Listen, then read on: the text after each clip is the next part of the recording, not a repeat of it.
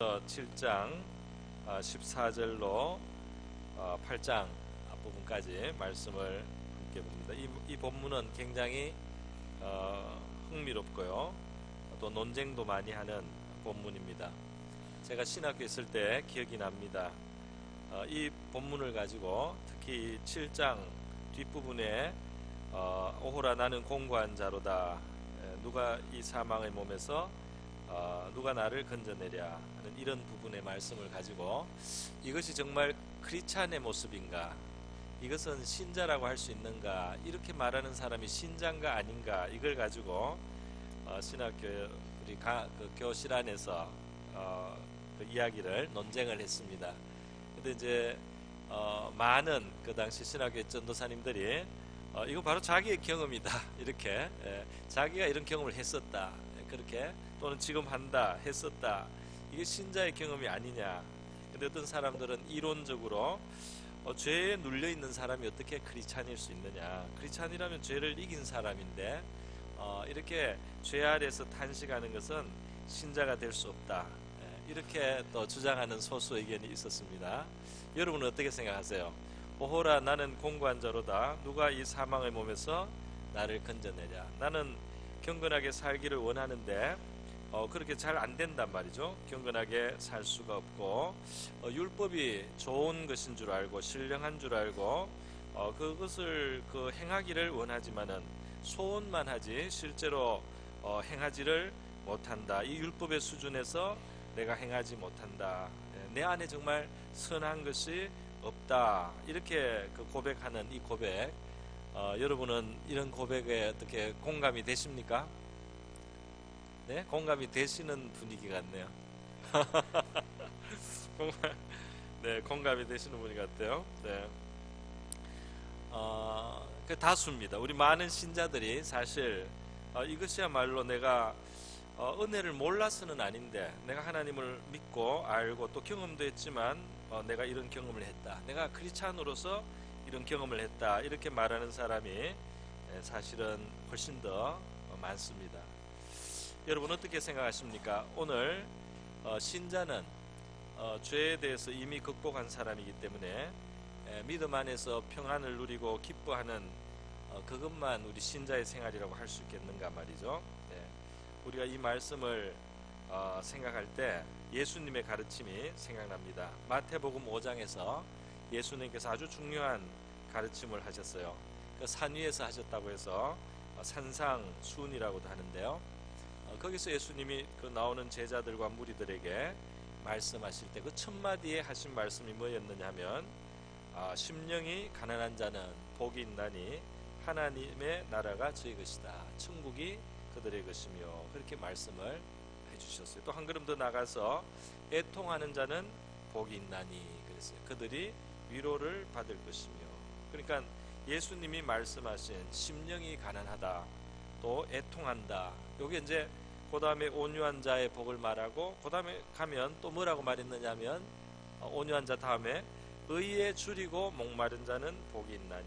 그러니까 의를 갈급하는 사람, 자기에게 그 의가 없어서 의에 목마르고 줄이고 갈급한 사람, 이 사람이 복이 있다, 이렇게 예수님이 말씀을 해주셨어요. 그래서 오늘 예수님의 말씀을 우리가 비추어서 함께 생각해 볼 때, 이 로마서 7장에 나오는 이 선을 행하기를 원하지만, 율법의 신령한 기준을 따라 살기를 원하지만 그것에 이르지 못하는, 그보다 훨씬 미달되는 자기 자신을 인해서 그 괴로움을 느끼는 사람, 탄식하는 사람, 공고한 사람, 이 사람에 대해서 예수님께서 마태복음에 거기에 상응하는 이야기를 해주셨다, 우리는 이렇게 생각이 되는 것입니다. 그래서 그 심령이 가난하다, 왜 가난한가?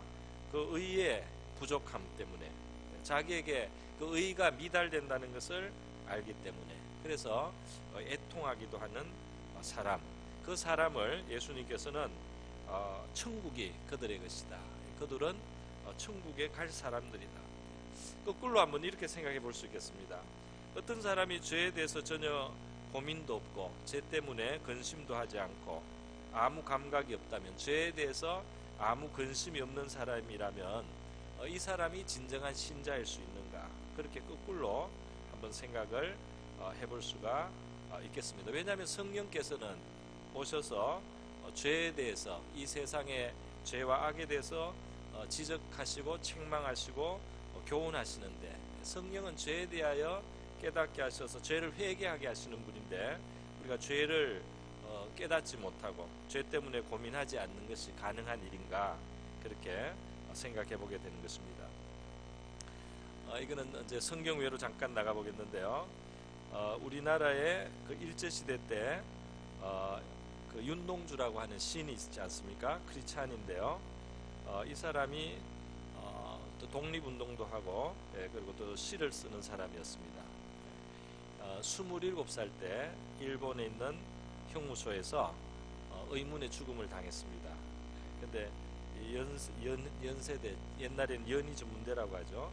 거기 출신으로 일본 유학을 가고 독립운동에 가담했다는 그런 제목으로 감옥에서 죽었는데요.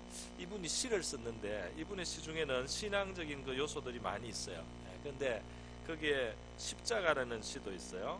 그 교회당에 있는 그 십자가를 바라보면서 자기도 자기에게도 십자가가 허락된다면 어두워져가는 하늘 밑에 꽃처럼 피어나는 피를 조용히 흘리겠다는 그런 내용의 어떤 시가 있습니다. 그러니까 그 나라의 어려움을 아마 어두워가는 하늘이라고 표현한 것 같아요. 그리고 자기도 신앙적인 이유나 혹은 무슨 애국적인 이유로 희생할 그런 각오를 했던 그런 어떤 고백이 담겨있는 그런 시를 썼어요. 근데 이 사람의 시 중에 맨 앞에 나오는 그 서시라고 하는 시가 있습니다. 그 시에는 아주 유명한 그 하나의 그 표현이 있어요. 무슨 표현이냐면 이렇습니다. 죽는 날까지 하늘을 우러러 한 점 부끄러움이 없기를, 그랬어요. 그러면서 잎새에 이는 바람에도 나는 괴로워했다, 그렇게 있습니다. 그러니까 이 마음의 소원이 굉장히 높아요. 죽는 날까지 한 점의 부끄러움도 없이 살기를 원하는 그런 참 깨끗한 양심을 가진 청년의 마음입니다. 그런데 그런 높은 기준을 가지고 인생을 살려고 했을 때 잎새 이는 바람에도 나는 괴로워했다. 그 작은 바람이 불어서 잎새가 움직이고 이렇게 하는 어떤 그것은 비유적인 거라고 할 수 있겠습니다. 그 높은 기준을 가지고 내가 죄를 안 짓겠다고 생각하고 죄 한 점 없이 살아가겠다고 이렇게 했을 때 그 양심의 고통이 말이죠. 양심의 고통이 훨씬 많은 거예요. 그 자기의 어떤 죄인됨을 순간순간 자주 이렇게 발견하게 되는 거예요. 그래서 그 마음에 괴로움이 오히려 있다는 겁니다. 그래서 우리는 로마서 7장에 나오는 이 고민하는 사람, 이 탄식하는 사람에 대해서 보면서 이렇게 그 고민하는 사람이 이게 신자냐 아니냐 이렇게 우리가 물을 것이 아니고 정말 이렇게 고민하는 것이야말로, 이런 고민을 가져보는 것이야말로 정말 참 신앙에 있어서 그 신앙의 깊은 데 들어가는 하나의 그런 모습이다. 우리 오히려 이렇게 생각을 해줄 수 있겠습니다. 여러분, 결국 이렇게 그 자기의 의롭지 못함을, 자기가 거룩한 삶에 끝없이 미달된다는 이 인식 때문에 그 괴로워하고 고통하는데, 이 죄가 나를 사로잡아서 나를 사로잡고 있다. 죄가 나를 끌고 간다. 나는 선을 행하기를 원하지만은 나에게는 악이 함께 있다. 그렇다고 죄를 지었을 때 죄를 지은 것은 내가 아니고 내 속에 거하는 죄니라. 20절에 굉장히 심한 말을 했어요.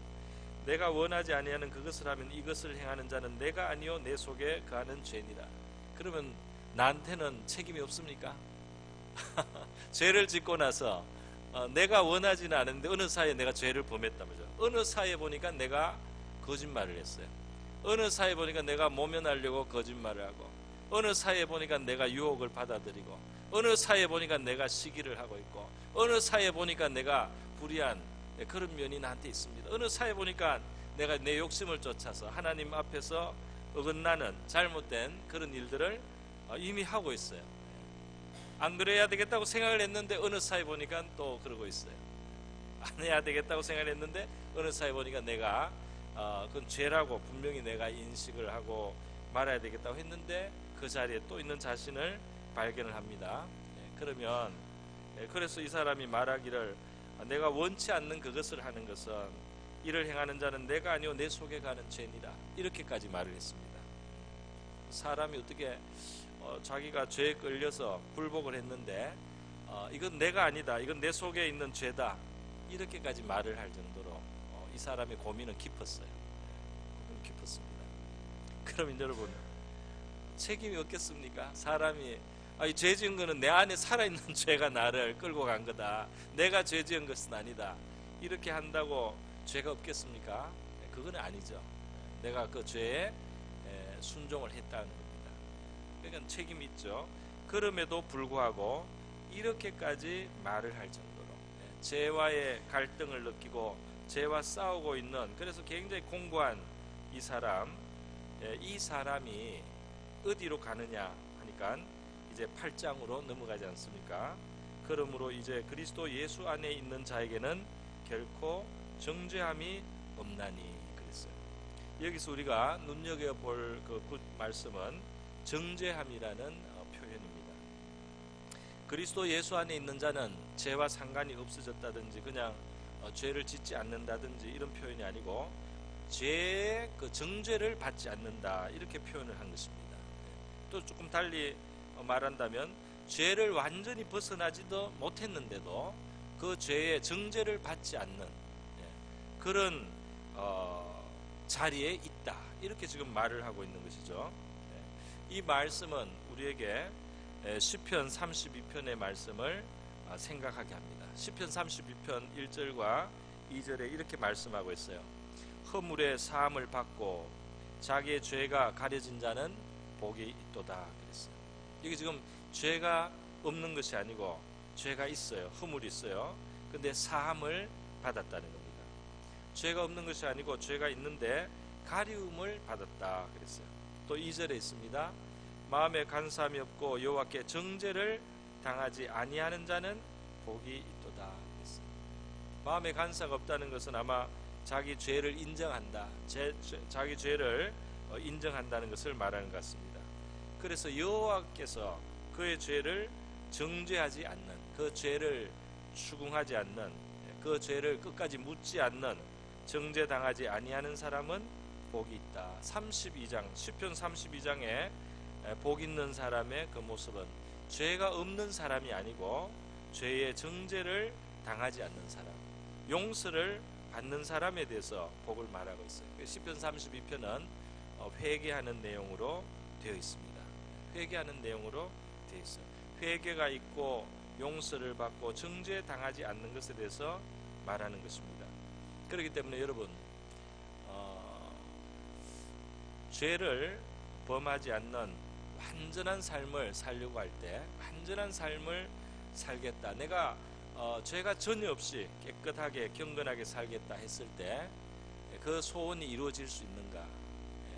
그 소원이 정말 그대로 이루어질 수 있는가? 죄를 절대로 짓지 않는 그 자리에 갈 수 있는가? 성경은 죄를 절대로 짓지 않는다라고 말하지 않고 정죄함을 받지 않는다 이렇게 말을 하고 있습니다. 정죄함을 받지 않는 자리가 있다 이렇게 말하고 있습니다. 이전에 제가 기억이 납니다. 경건하게 살려는 소원이 하나님을 알아가면서 커져요. 또 하나님의 말씀을 배우고 하나님에 대해서 알아갈수록 경건하게 의롭게 죄 없이 살아야 되겠다는 그런 소원이 간절해집니다. 그래서 늘 기도하게 되고 구하게 돼요. 그런데 항상 미달돼요. 항상 부족함이 나타납니다. 그 의로운 상태를 계속 유지할 수가 없어요. 자꾸 넘어져요. 그래서 그것이 괴롭고 고민이 되는 거죠. 그런데 하나님께서는 바로 그런 저에게, 그리고 또 이 성경에 이제 하나님의 진리를 보여주시는 거예요. 뭐라고 하느냐면 하나님께서 우리를 구원할 때 우리의 삶이 완전해져서 완전히 거룩해서 완전히 죄에서 벗어났기 때문에 우리를 구원하는 것이 아닙니다. 우리가 완전히 의로워졌기 때문에 우리를 구원하는 것이 아니고 우리가 주 예수를 믿어서 하나님께서 의롭다 하심을 주시는 거예요. 그래서 믿음으로 의롭다 하심을 받게 하신 겁니다. 할렐루야. 왜 믿음으로 의롭다함을 받게 하느냐? 왜 의롭게 사는 사람을 의롭다 하지 않고 믿음을 가진 자를 의롭다고 하느냐? 왜냐하면 의로운 삶을 절대적으로, 거룩한 삶을, 성결한 삶을 절대적으로 살 수가 없기 때문에, 그것으로 의를 줄 수가 없기 때문에, 그것으로 의를 받을 자가 없기 때문에 믿음으로 의롭다함을 주시기로 하신 겁니다. 그러니까 하나님이 우리를 아시는 거예요. 우리가 구원을 받으려면 우리의 행위를 향상시켜서 우리의 삶을 완전하게 만들어서 의롭다함을 받고 구원에 이룰 수가 없다는 것을 하나님이 아시기 때문에 믿음으로써 구원하는, 믿는 자를 의롭게 여겨주시는 이 하나님의 복음의 은혜가 필요한 것입니다. 그거를 하나님이 아시고 믿음으로 의롭다 하는 이 도리를 세우신 것입니다. 그것이 우리에게 구원이 되는 거죠. 그래서 믿음으로 의롭다함을 받는데 우리 믿음 자체에 공로가 있다기보다 우리 믿음을 받으시고 우리의 믿음에 상응하는 하나님의 은혜가 있습니다. 그 아들을 희생했었습니다. 그죠? 그 아들을 내어주시지 않습니까? 그 아들을 희생하고 내어주신 하나님의 역사가 있어요. 그 하나님이 대신 다 치러주시는 그 값이 있어요. 그 값이 있는데 그 하나님을 우리가 믿습니다. 할렐루야. 그래서 우리의 믿음은 사실 아무것도 아니죠.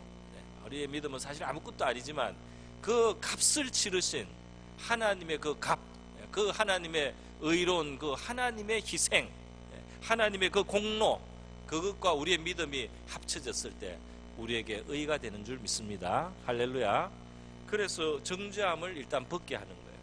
하나님은 그래서 우리를 구원할 때 거룩하게 다 만들어서 구원하는 게 아니고 정죄를 받지 않는 믿음으로써 예수 안에 있는 자, 다시 말해서 예수를 믿고 예수를 모신 자, 그 믿음으로 예수와 연결된 자를 정죄하지 않는 것으로 먼저 구원하십니다. 할렐루야. 그 아직 불완전해요. 굉장히 불완전하지만 정죄하지 않는 도리를 먼저 주셔서 구원하시는 것입니다. 그러면 그게 끝이냐 하면 그게 끝이 아니에요. 그것은 어떤 의미에서 오히려 시작과 같다고 해야 되겠습니다. 왜냐하면 이제 성령의 법이 나오기 때문입니다. 성령의 법. 그래서 지금 예수가 나왔고 그 다음에 성령이 나왔어요. 하나님께서 우리를 구원하시고 우리의 구원을 또 이루어 가시는 일에 있어서 예수님이 먼저 등장을 하고 그 다음에 성령님이 그 다음 단계에서 등장하지 않습니까? 예수는 물론 많은 가르침을 하고 했지만은 예수님의 제일 크신 그 공로는 제일 중요한 행위는 십자가의 희생이고 피 흘림입니다. 그리고 나서 예수님은 부활하신 후에 승천하셔서 떠나셨어요. 그리고 성령이 오셔서 제자들 위해 역사하셨습니다. 그러면서 성령을 받고 제자들이 새로운 모습으로 바뀌게 된 것을 우리가 볼 수 있습니다. 그래서 예수의 피 그리고 성령, 이렇게 성경은 두 가지를 말을 하고 사람의 구원에 대해서 말할 때 믿음으로 구원을 받습니다. 그런데 성령이 역사해 주셔서 성령의 도움을 받아서 성령의 능력과 성령의 도움 속에서 우리의 구원이 진행되고 완성된다는 걸 이야기해 주는 거예요. 이것을 또 달리 표현을 해보겠습니다. 구약 성경에 보면 하나님께서 이 그 성막이나 성전 또 제사장 이런 일들을 다루실 때 그걸 거룩하게 하는 방법이 있어요. 그 세상에 있는 것들을 그 오염에서부터 씻기시고 거룩하게 하셔서 하나님이 사용하시기 위해서 거룩하게 하시는 방법이 있는데 이때 무엇이 쓰입니까? 첫 번째는 희생제물에 피를 씁니다. 그래서 제물의 피를 제단불에도 바르고 번제단에도 쏟고 그리고 제사장들의 의복에도 뿌립니다. 우슬초에 적셔서 피를 뿌려요. 그러니까 이 제사장의 옷에는 핏방울이 찍혀 있어요. 그리고 또 제사장의 위임식을 할 때는 제사장의 오른쪽 귓불에다가 그 희생제물의 피를 바릅니다. 여기에 빨갛게 되는 거예요. 그 다음에 오른손 엄지손가락에 또 피를 바릅니다. 여기가 빨갛게 돼요. 그 다음에 오른발 엄지발가락에도 피를 발라요. 그래서 빨갛게 돼요. 여기와 여기가 빨갛게 되는 거예요. 왜 그럴까요? 지금 이거 성별하는, 거룩하게 하는 방법입니다. 이게 이제 몸의 어떤 그 세 부분을 해서 이거 이제 몸의 대표로 하는 거죠. 그러니까 이게 사실은 전체가 피로서 깨끗해지는데, 그렇다고 피를 위에서 쏟아 부어 가지고 전체를 빨갛게 만들면 어떻게 되겠습니까? 무서워서 다 흩어지겠죠. 그 거룩하게 한다고 피를 퍼부어 가지고 제사장이 전 얼굴 전체가 말이죠, 이게 피가 되면은 무서워서 안 되죠. 그래서 이 제사장을 세울 때 대표로 여기와 엄지만 그렇게 발라요. 그리고 나서 그 다음 하나님은 또 다른 거룩하게 하는 게 또 하나 있어요. 그게 뭐냐면 거룩한 기름, 관유라고 하는 것입니다. 출애굽기 29장에 보면 이거는 하나님이 특별한 어떤 그 분량까지 다 정해, 재료가 뭐고 그 분량을 얼만큼 해가지고 그걸 모아서 같이 이렇게 그것을 합쳐서 그래서 그 만들으라고 하는 거룩한 기름이 있어요. 그 거룩한 기름의 제조법이 있습니다. 그걸 그렇게만 써야 되는 거예요.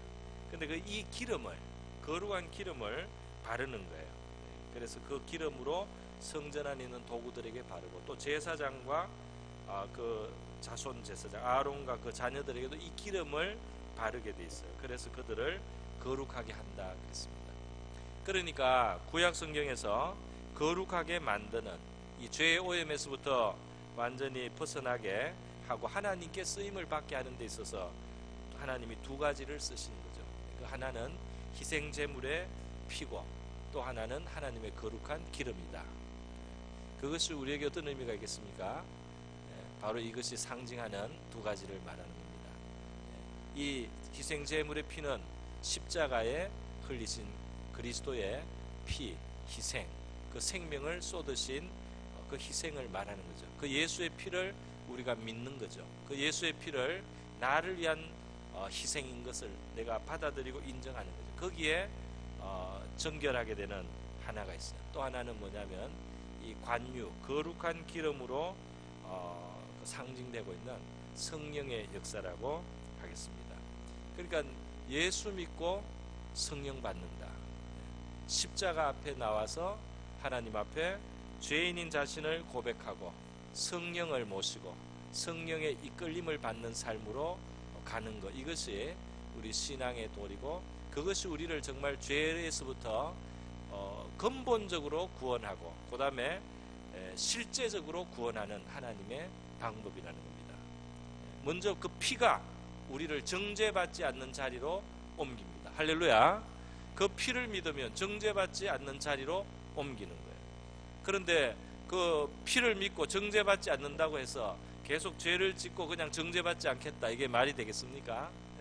그 죄 때문에 그 아들이 희생을 했는데, 하나님의 아들이 죽음을 당했는데, 그 아들의 값으로 용서받는 우리가 계속 그냥 그걸 방패 삼아서 죄를 짓고 계속 살 수 있겠습니까? 그건 양심적으로 안 되는 거죠.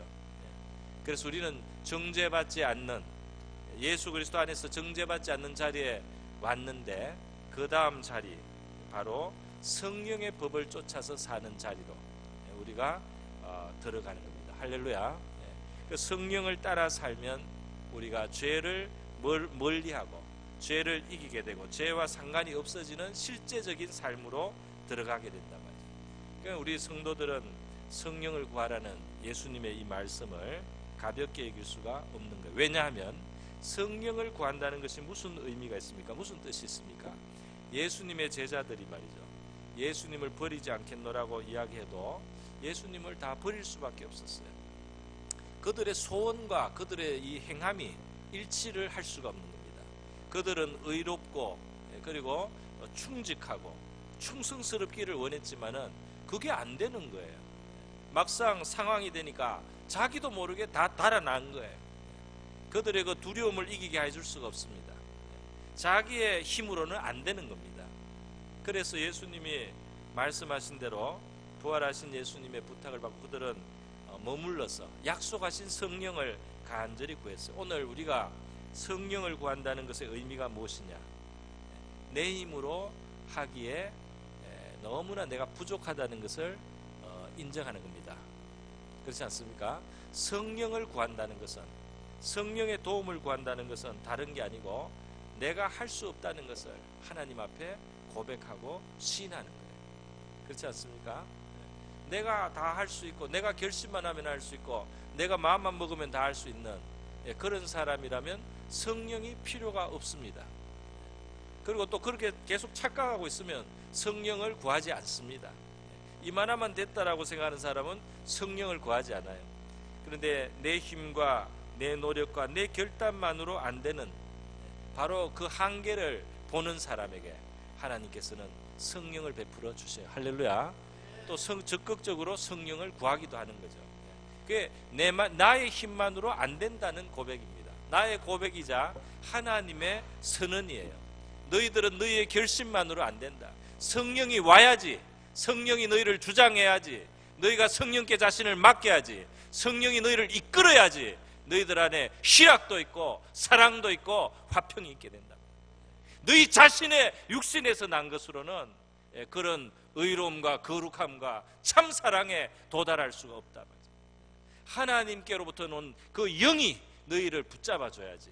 그 영이 너희를 채워야지. 그 영이 너를 이끌어줘야지 되는데 너희가 너희 자신의 한계를 또는 무능함을 인정을 하고 하나님 앞에 겸손하게 그의 영이 도와달라고 그렇게 기도할 때 주님께서 이 일을 기쁘게 이루어 주실 줄로 믿습니다. 그래서 우리 신앙생활은 겸손하지 않고는 더 이상 진전이 없습니다. 우리의 한계를 알고 하나님의 도우심을 필요로 합니다. 우리가 의롭게 되는 것, 정죄받지 않는 것, 죄에서 정죄당하지 않는 그것도 우리의 공로로 할 수 있는 게 아니에요. 그게 하나님의 아들의 피 외에는 다른 방법이 없습니다. 그리고 의롭고 거룩하게 살아가는 그 힘과 능력도 우리 자신의 의지와 결단으로 하라는 것이 아니에요. 하나님이 보내주시는 성령, 약속하신 그 성령, 바로 하나님의 아들이 와서 그렇게 많이 가르쳐 주신 그 성령이 우리를 도와주셔야만 된다는 겁니다. 할렐루야. 그래서 우리 기독교 신앙, 우리 복음 안에 있는 진리는 사람을 높여주지 않습니다. 경건한 사람을 자랑할 수 있는 사람을 만들어주지 않습니다. 누구도 그 피가 없이는 안 되고 누구도 그 성령의 도움이 없이는 안 되게 돼 있는 거예요. 아무도 자랑을 못하는 겁니다. 자랑을 한다면 자기의 약한 것을, 자기가 무능한 것을, 자기의 힘으로는 안 되는 것을 하나님 앞에 인정하고 고백을 하는 겁니다. 그렇게 낮은 마음을 가질 때 낮은 곳에 임하시는 주님의 은혜가 우리를 붙들어 주실 줄로 믿습니다. 그러니까 기독교는, 우리 복음의 진리는 낮아져서 절망되지 않습니다. 할렐루야. 낮아져서 절망으로 끝나는 법이 없어요. 내가 모자라고 무능하고 경건하지 못해서 절망이 아닙니다. 절망이 아니에요. 내가 모자라고 내가 무능하고 내가 할 수 없는 그것이 출발점입니다. 거기 정말 바른 자리에 있는 거예요. 그 자리가 좋은 자리예요. 받아야 되는 그 자리, 그 피가 필요한 그 자리, 성령이 아니면 안 되는 그 자리, 그 자리가 정말 좋은 자리입니다. 자랑할 수가 없는 거예요. 그래서 하나님께서는 그 자리에서 우리를 도와주시고 붙들어 주시고 함께 해주셔서 의로운 삶, 거룩한 삶으로 이끌어 가시는 줄 믿습니다. 그래서 성령이 어떻게 이끌어 가느냐, 그 부분은 이제 로마서 8장에서 펼쳐지게 되는데요. 다른 시간에 우리가 함께 보도록 하겠습니다. 오늘 이 시간은 말씀을 이것으로 맺고요.